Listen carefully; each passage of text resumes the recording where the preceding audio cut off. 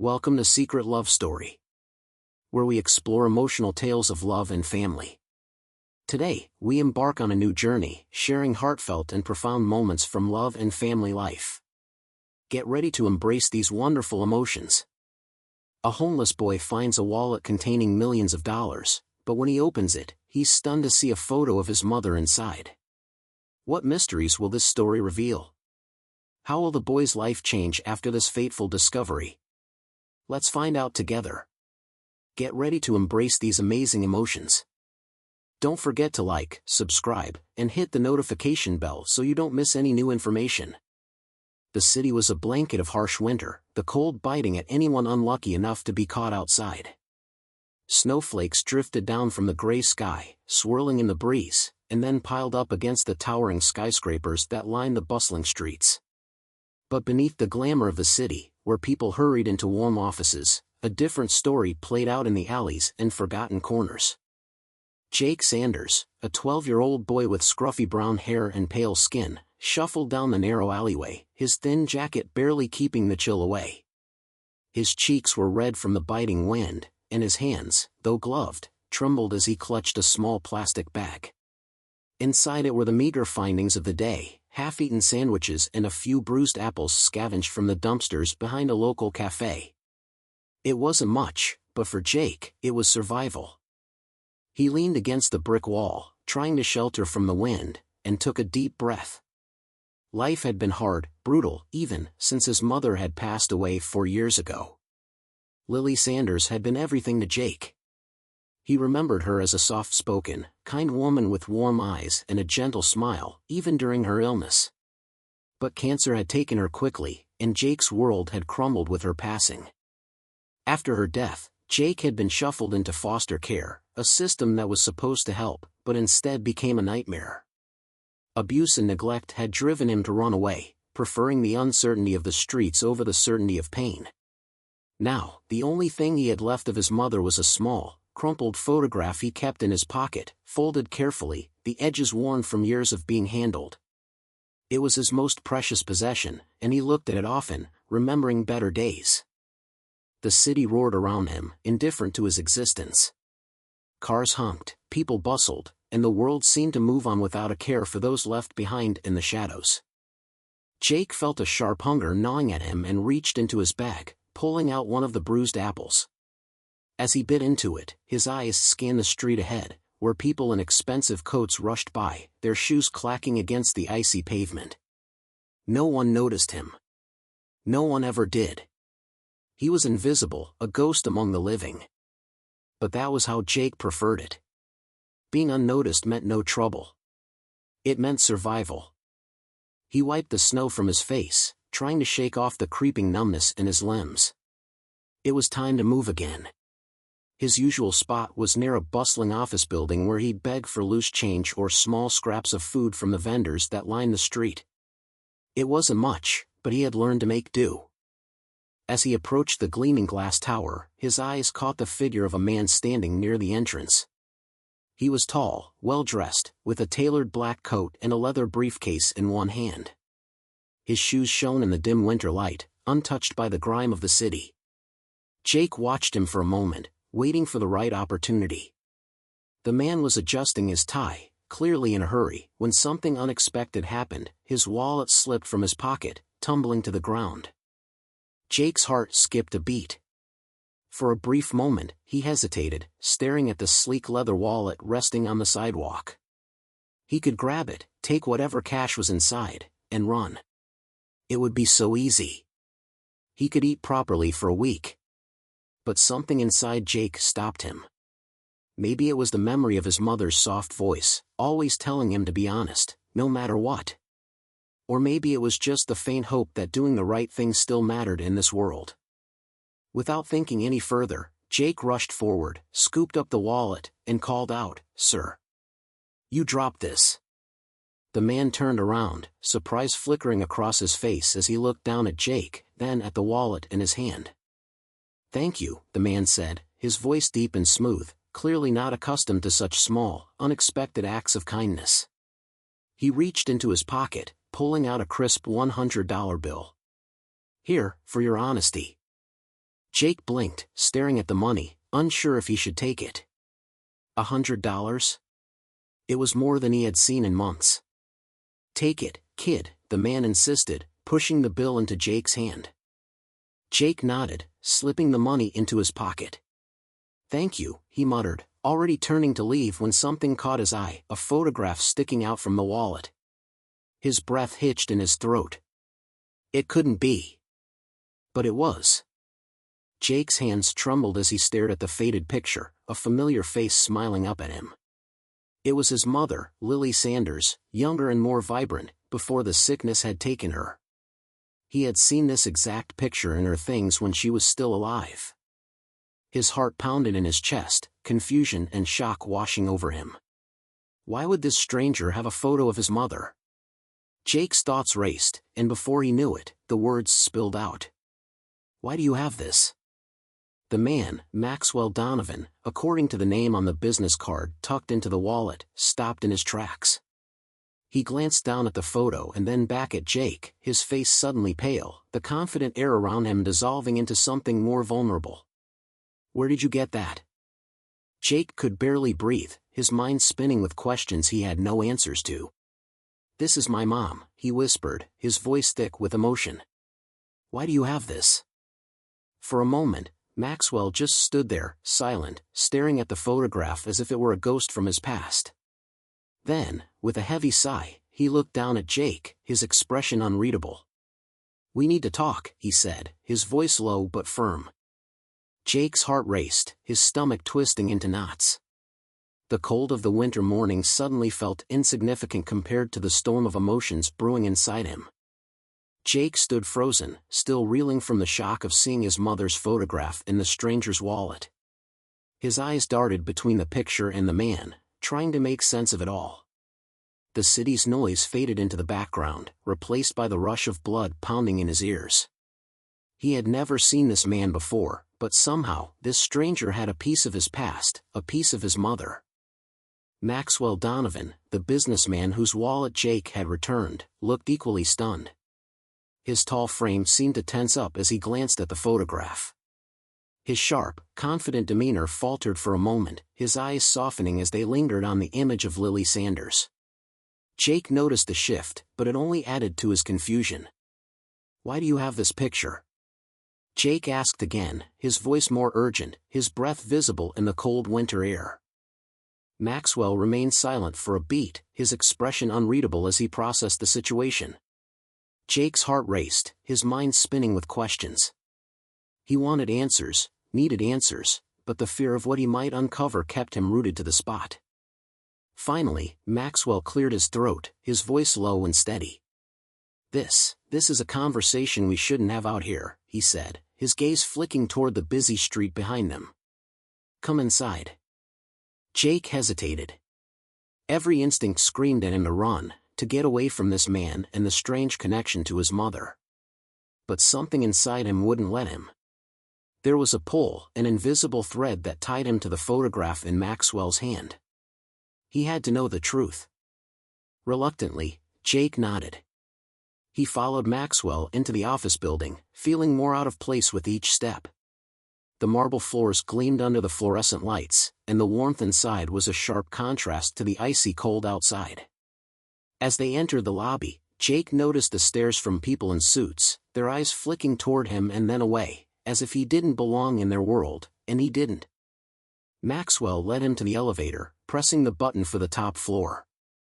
The ride up was silent, the tension between them thick and suffocating. Jake's mind raced with possibilities. Was this man someone his mother knew? An old friend, maybe? Or something else? The photograph had to mean something, his mother wouldn't have given it to just anyone. When the elevator doors opened, Jake found himself in a spacious, modern office with floor-to-ceiling windows overlooking the city. The skyline glittered under the fading winter light, but Jake barely noticed. His focus was solely on Maxwell, who walked over to a sleek, glass desk and set his briefcase down. Maxwell took a deep breath and turned to face Jake, his expression serious. I can see you have questions, he began, his voice measured, and I owe you some answers. Jake clenched his fists, his emotions bubbling to the surface. Why do you have that picture of my mom? Who are you? The words hung in the air for a moment, heavy with the weight of the past. Maxwell hesitated before answering, his gaze dropping to the photograph in his hand. Your mother, Lily, she was a very important person in my life, he said, his voice softening. We met a long time ago, when we were both young. Jake felt a surge of emotion, anger, confusion, and a flicker of hope all at once. What do you mean? How did you know her? Maxwell sighed, his shoulders slumping slightly as if the weight of the memories was too much to bear. Lily and I were in love, he confessed, his voice quiet but steady. We were young, and everything seemed so simple back then. But life, as you know, has a way of complicating things. Jake stared at him, his mind struggling to process the revelation. His mother had never mentioned anyone like Maxwell. As far as Jake knew, it had always been just the two of them, struggling to get by after she got sick. Why didn't she ever tell me about you? Jake demanded, his voice rising with frustration. If you were so important to her, why did she keep you a secret? Maxwell's expression darkened, a flicker of regret crossing his face. I made a mistake, he admitted, his voice thick with emotion. I was young and ambitious, focused on my career. My family, they didn't approve of our relationship. I let them push me away from her, and it's something I've regretted ever since. Jake's heart pounded in his chest, a mix of anger and disbelief swirling inside him. How could this man, this stranger, claim to have loved his mother and yet abandoned her? I never knew about you, Maxwell continued, his voice heavy with guilt. Lily never told me she was pregnant. By the time I found out, it was too late. She was gone, and I couldn't find you. Jake felt a lump form in his throat, his eyes stinging with unshed tears. He didn't want to believe Maxwell, didn't want to accept that this man could have been part of his mother's life, and by extension, his. But the photograph, the undeniable proof, was right there in front of him. Why now? Jake asked, his voice barely a whisper. Why are you telling me this now? Maxwell looked at him, his expression softening. Because I never stopped searching for you, he said, his voice filled with sincerity. I've been trying to find you for years, but you vanished after your mother died. I didn't know where to look. The weight of Maxwell's words settled over Jake like a heavy blanket, suffocating him. He had spent so many years feeling alone, believing there was no one left who cared about him. And now, this man, his mother's old love, was standing in front of him, claiming to have been searching for him all this time. Jake didn't know what to feel. He didn't know if he could trust Maxwell, or if he even wanted to. All he knew was that his world had been turned upside down in the span of a few minutes, and nothing would ever be the same. Maxwell stepped closer, his voice gentle. I'm not asking you to believe me right away, he said, but I want to get to know you. I want to make up for lost time, if you'll let me. Jake stared at him, his mind racing. Part of him wanted to run, to get as far away from this stranger and the painful memories he stirred up. But another part of him, the part that longed for answers, for connection, was tempted to stay, to hear what else Maxwell had to say. After what felt like an eternity, Jake finally spoke. I don't know if I can trust you, he said, his voice shaking, but I want to know more. Maxwell nodded, a small, hopeful smile tugging at the corners of his mouth. That's all I ask. Jake's mind buzzed with questions, his heart torn between disbelief and curiosity. The moment Maxwell Donovan revealed his connection to Jake's mother, a flood of emotions swirled inside the boy, anger, confusion, hope, and mistrust. But one thing was certain, he couldn't just walk away. Not yet. Not until he got some answers. As Maxwell led Jake into his lavish office, Jake felt completely out of place. The soft leather chairs, sleek wooden desk, and the panoramic view of the bustling city outside the windows were worlds apart from the life Jake had known. He shifted uneasily, his worn shoes leaving faint scuff marks on the polished floor. Maxwell gestured for him to sit, but Jake remained standing, his eyes darting around the room. He wasn't here for comfort, he was here for the truth. Please, Maxwell said, his tone calm but insistent. Sit down. We need to talk. Jake finally sank into one of the chairs, though he sat on the edge, ready to leave at a moment's notice. His heart still raced from the shock of their earlier conversation. Maxwell moved behind his desk, picking up the photograph of Lily once more. He studied it, his expression softening, lost in a memory from years ago. Your mother, Maxwell began, his voice quieter now, was one of the most remarkable women I ever knew. We were both so young when we met. I was ambitious, eager to prove myself in the world of business, and she was full of life, with dreams of her own. We were in love, but my family had other plans for me. Jake's hands gripped the arms of the chair as he listened, anger simmering just beneath the surface. How could this man speak so casually about the mother who had been everything to him? The mother who had fought so hard to survive, only to be left alone in the end? If you cared about her so much, Jake said through clenched teeth, why didn't you stay? Why didn't you fight for her? Maxwell flinched at the accusation, his face tight with regret. I was a coward, he admitted, his voice heavy with guilt. I let my family's expectations and my career take precedence over the woman I loved. I thought I could have both, but in the end, I lost her. Jake shook his head, his frustration bubbling over. You didn't just lose her, you abandoned her. You left her to struggle on her own while you built this life for yourself. He gestured around the office, the resentment in his voice clear. Do you have any idea what we went through after you left? She got sick, and there was no one to help us. No one to care. Maxwell's face paled, and he set the photograph down gently on his desk. I didn't know, he said, his voice barely above a whisper. I didn't know she was sick. She never told me. Jake scoffed, his hands trembling. Maybe she didn't think you'd care. You were already gone, right? The room fell into a tense silence, the weight of Jake's words hanging between them. Maxwell closed his eyes for a moment, taking a deep breath, as if trying to absorb the enormity of what Jake had just said. I was selfish, Maxwell said finally, opening his eyes again. I can't change what happened. I can't undo the mistakes I made.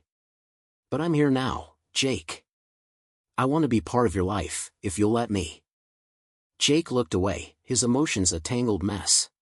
He had spent so many years on his own, learning to survive without anyone's help. Could he really trust this man, this stranger who claimed to be his father? And what did it even mean to have a father after all this time? Why now? Jake asked, his voice quieter but still filled with suspicion. Why are you coming back now, after all these years? Maxwell leaned forward, resting his arms on the desk. Because I've been searching for you ever since I found out about you. After your mother passed, I tried to find you, but you had disappeared into the foster system. I didn't stop looking, Jake. I've been trying to make things right. Jake studied Maxwell's face, searching for any sign of deceit, but all he saw was the same regret and sorrow that had been there since the beginning of their conversation. Part of him wanted to believe Maxwell, wanted to let his guard down and accept the idea of having a father again. But another part, the part that had survived years of loneliness and hardship, warned him not to trust so easily. What do you want from me? Jake asked, his voice more tired than angry now. I don't want anything from you, Maxwell replied softly. I just want to get to know you, to make up for lost time, if that's even possible. I want to help you. I want to give you the life you deserve. Jake shook his head slowly, his eyes fixed on the floor. I don't know if I can do that, he admitted, his voice barely audible. I don't know if I can trust you. Maxwell nodded, his expression understanding. I know it's not going to be easy. And I don't expect you to trust me right away. But I'm here, Jake. I'm not going anywhere this time. Jake remained silent, his mind racing with thoughts he couldn't quite sort out. Part of him was tempted to walk out of the office and never look back, to return to the streets where things were familiar, even if they were hard. But another part of him, the part that had longed for a connection, for someone who cared, wanted to stay, to see if there was even a chance of building something new. After what felt like an eternity, Jake finally stood up, his legs shaky beneath him. He looked Maxwell in the eye, his expression still guarded but not as hostile as before. "I'll think about it," Jake said, his voice firm but uncertain. "But don't expect me to forgive you overnight." Maxwell gave him a small, hopeful smile. "I understand. Take all the time you need." Jake nodded once and turned to leave the office, his mind still a whirlwind of emotions. He wasn't sure what his next step would be, but one thing was certain: his life had just changed forever. Whether that change was for better or worse, only time would tell. Jake's world had been flipped upside down. In the days following his conversation with Maxwell, he couldn't stop thinking about everything that had been revealed. The photograph, Maxwell's confession, and the knowledge that the man who stood before him wasn't just some stranger, but his father, weighed heavily on him. Every time Jake closed his eyes, memories of his mother flooded his mind, her kindness, her strength, her struggle. And now, the missing piece of the puzzle had been dropped in his lap, and it was overwhelming. Jake didn't know how to feel. Anger still simmered beneath the surface, mixed with the raw grief of losing his mother and the confusion about what Maxwell's presence meant for his future. Despite his instincts to stay away, he kept returning to Maxwell's office. There was something about the man, his sincerity, his willingness to face the past, that pulled Jake back, even though part of him still wanted to push him away. One evening, Jake found himself sitting across from Maxwell again, in the same office where the truth had first been revealed. The city lights sparkled in the distance, casting a warm glow through the windows. The tension between them was palpable, but Jake had questions, so many questions, and Maxwell seemed determined to answer them, no matter how difficult. "I don't understand," Jake said, his voice thick with emotion. "If you cared about my mom so much, why didn't you come back for her? Why didn't you try harder?" Maxwell sighed, running a hand through his neatly styled hair, his expression heavy with regret. "I thought I was doing the right thing by staying away," he admitted, his voice soft. "I thought I was sparing her the pain of being with someone who wasn't fully there. My family, they controlled so much of my life back then, and I let them. It's my biggest regret." Jake clenched his fists, feeling the familiar sting of anger rise in his chest. "You left us," he snapped, his voice rising. "You left her to suffer alone. Do you have any idea what it was like for her? For me?" Maxwell looked down, the weight of his guilt clear on his face. "I've thought about it every single day since I found out about you, Jake," he said quietly. "I know I can't make up for the past, but I want to try." Jake stood abruptly, pacing the length of the room, his thoughts a whirlwind of pain and resentment. "You want to try now?" he shouted, his voice cracking. "After all this time? After everything she went through?" The raw emotion in Jake's voice cut through the air like a knife. Maxwell flinched, but he didn't back down. "I'm not asking for your forgiveness," he said steadily, "but I'm asking for a chance. A chance to be part of your life, to make things right." Jake stopped pacing and turned to face him, his eyes burning with a mix of fury and grief. "You can't make it right," he said, his voice shaking. "You can't fix what you did." Maxwell's expression softened, but there was a determination in his eyes. "I know I can't change the past," he said, "but I want to be here for you now. I don't want you to have to face the world alone, Jake. I want to help you, however I can." Jake felt his chest tighten, his emotions boiling over. All the years of struggling, all the nights spent cold and hungry, all the pain of watching his mother fade away, it all came rushing to the surface. And here was this man, this stranger who claimed to be his father, offering to step in now, when it was too late to save his mother. "I don't need your help," Jake spat, his voice filled with bitterness. "I've been doing just fine on my own." Maxwell stood up then, his expression firm but not unkind. "You're strong, Jake," he said, his voice steady. "I can see that. But you don't have to do it all alone. I want to be there for you. I should have been there from the beginning, and I'm sorry I wasn't. But I'm here now." Jake shook his head, tears stinging his eyes as he fought to keep his emotions in check. "You don't get it," he muttered, his voice cracking. "You weren't there when we needed you. My mom needed you, and you weren't there." The room fell silent, the weight of Jake's words hanging in the air like a heavy cloud.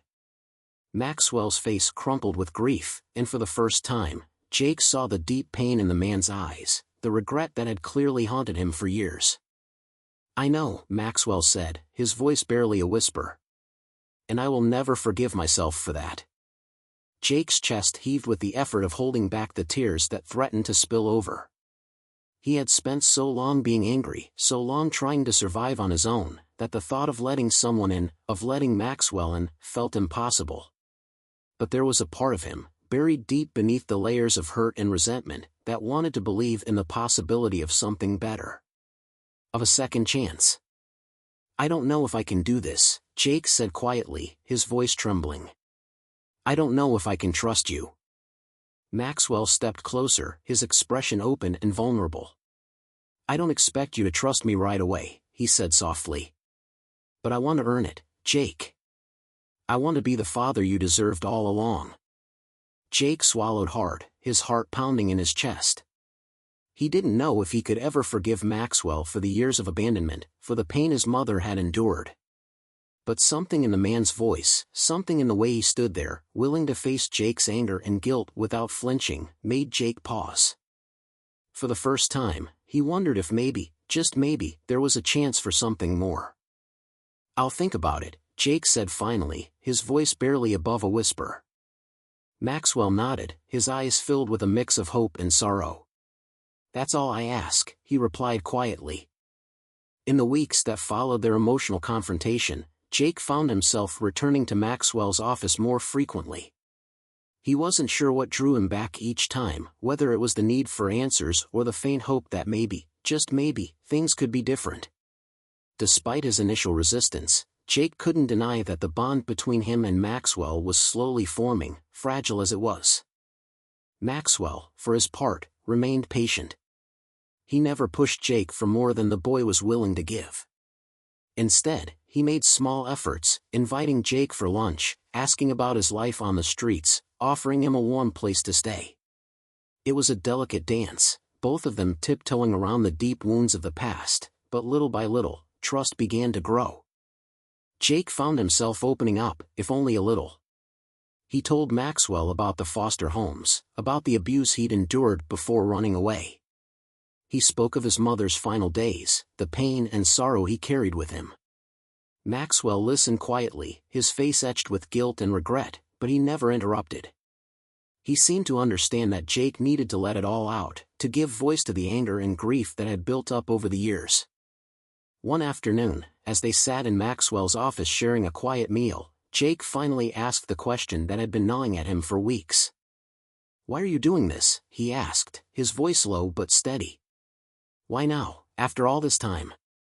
Maxwell set down his fork and looked at Jake with an intensity that made the boy uncomfortable, but he didn't look away. "Because I made a mistake," Maxwell said softly. "I made the biggest mistake of my life when I walked away from your mother. I thought I was doing the right thing, but I was wrong. And when I found out about you, it was too late to make things right with her. But it's not too late for us." Jake stared at his plate, his appetite gone. He didn't know how to respond to that. It was still hard to believe that this man, this wealthy, successful businessman, wanted to be a part of his life. But as the days passed, the wall Jake had built around his heart began to crack.